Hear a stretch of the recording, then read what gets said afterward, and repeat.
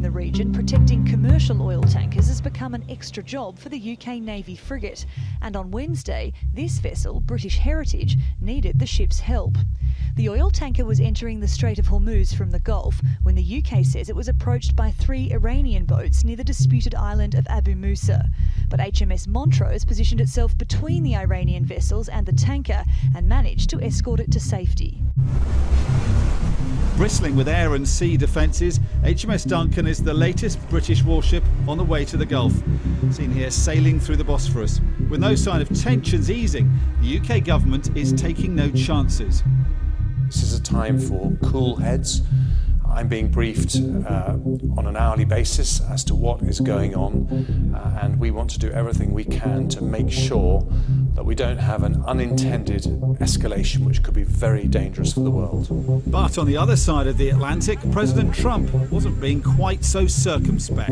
Iran better be careful. They're treading on very dangerous territory. Iran, if you're listening, you better be careful. Thank you. A US military surveillance aircraft filming from above said the Navy ship trained its guns on the Iranian boats. The UK says it only issued warnings over the radio. Either way, no shots were fired. Obviously very concerning developments, but also I'm very proud of the Royal Navy and the role that they played in keeping British assets, British shipping safe. We are continuing to monitor the situation very, very carefully.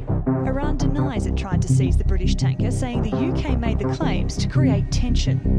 For officials at the Ministry of Defence behind me here, this incident has come as no surprise. HMS Montrose had been shadowing the oil tanker before the Iranian attempt to stop it, and the frigate also helped a different British registered tanker make its way through the Strait of Hormuz earlier in the week. The incident happened just days after the UK seizure of this Iranian oil tanker off Gibraltar. It's suspected of breaking EU sanctions by shipping oil to Syria. Iranian officials had been threatening retaliation. Iran is warning the UK must hand back its oil tanker, the Grace 1, or else.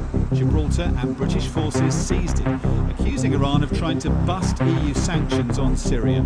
Iran says the UK is just doing the bidding of America. This is a very childish and ridiculous excuse by the British. They should officially announce that they are servants of America and act on behalf of America. America has returned their favour well by insulting their ambassador and their Prime Minister. In what was a grave escalation, frigate HMS Montrose was forced to intervene this week as Iranian vessels tried to intercept a British tanker, increasing the urgency of international efforts to protect shipping in the Gulf. Britain's already part of combined maritime forces, a coalition of 33 nations liaising on security in the Gulf. The Royal Navy already has a total of 6 vessels in the region, 1 frigate, 4 mine hunters and a Royal Fleet Auxiliary support vessel based in Bahrain. The destroyer HMS Duncan joins them in a few days. A multinational military coalition is proposed, increasing protection and surveillance for commercial shipping in the seas off both Iran and Yemen. The US would provide command ships with allies like Britain and France patrolling and escorting vessels travelling under their nation's flags. The fear is of a return to this, the so-called tanker war of the 80s, where US and Iranian forces traded blows and oil tankers came under regular fire. One voice close to the Iranian government warned this time could be even worse. The situation in the region is very different from the 1980s. Iran is much more powerful. Iran's capabilities are incomparable to back then. Everyone would lose under such circumstances. So I think the belief here is that there are enough sane people in Washington who would not want to see that happen. Whatever sane people on either side want, there's also the law of unintended consequences. The risk of misunderstanding or miscalculation leading to swift escalation and something far more serious. Dominic Waghorn, Sky News.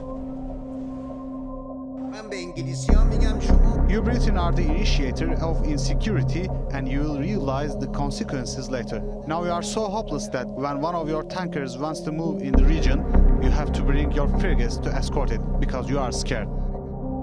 Tension in the busy shipping lane has been rising for months. The US has accused Iran of attacking 6 tankers there in May and June. Washington is now calling for a multinational military coalition to protect waters around Iran and Yemen. Britain is considering the idea, but has to weigh up the risk it may further deepen the crisis. Good afternoon and welcome to the programme. A time for cool heads, the words of Britain's Foreign Minister warning against any escalation with Iran. Jeremy Hunt has been speaking after the UK decided to send a second warship to the Gulf amid rising tensions there. Neil O'Reilly has more. As another British warship steams towards the Gulf, the UK is navigating a difficult course. The government says it doesn't want to escalate tensions with Iran, but acknowledges it's in talks with the US about building up their military presence. After laboratory testing, the cargo has now been confirmed to be 2.1 million barrels of light crude oil. We will not allow Gibraltar to be used or to be knowingly or unknowingly complicit in the breach of EU or other international sanctions or for any of the matters which our laws prohibit. Condemns the Islamic Revolutionary Guard Corps Navy's attempt to unlawfully harass and interfere with the passage of the UK-flagged merchant vessel British Heritage yesterday near the Strait of Hormuz. We commend the actions of the Royal Navy in ensuring freedom of navigation and the free flow of commerce through this critically important waterway. We will continue to work closely with the United Kingdom and our allies to ensure that the Iranian regime's malign activities do not further disrupt international law, maritime security, or global commerce. As you know, the Secretary General has repeatedly called for all parties in the Gulf to avoid any escalation and to exercise maximum restraint. He's made it clear that any confrontation, any new confrontation in the region would be a catastrophe. And we're hoping that all of the nations will take steps to avoid that. Now, the United States, the UK and Iran, they all agree on one thing. They don't want war. But the situation is becoming dangerous as the US turns the screw further on Iran's already faltering economy, and Britain finds itself in an awkward position. On the one hand, it's working with Europe to try to save the 2015 Iran nuclear deal, which the US has abandoned. On the other, Britain needs to maintain close ties with Washington as it seeks to leave the European Union. It's been suggested that the seizure of the Iranian oil tanker off Gibraltar last week was done at the behest of the United States, and that's infuriated Iran, with the foreign minister demanding Britain return the ship or face what he called consequences.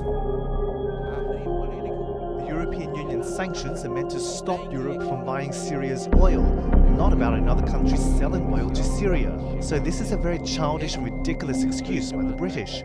They should officially say, we're servants of America and act on behalf of America. America has returned the favour by insulting their ambassador and their prime minister.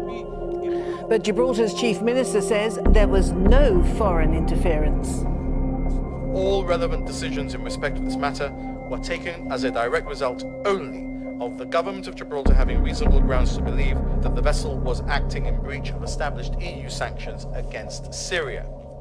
There has been no political request at any time from any government that the Gibraltar government should act or not act on one basis or another.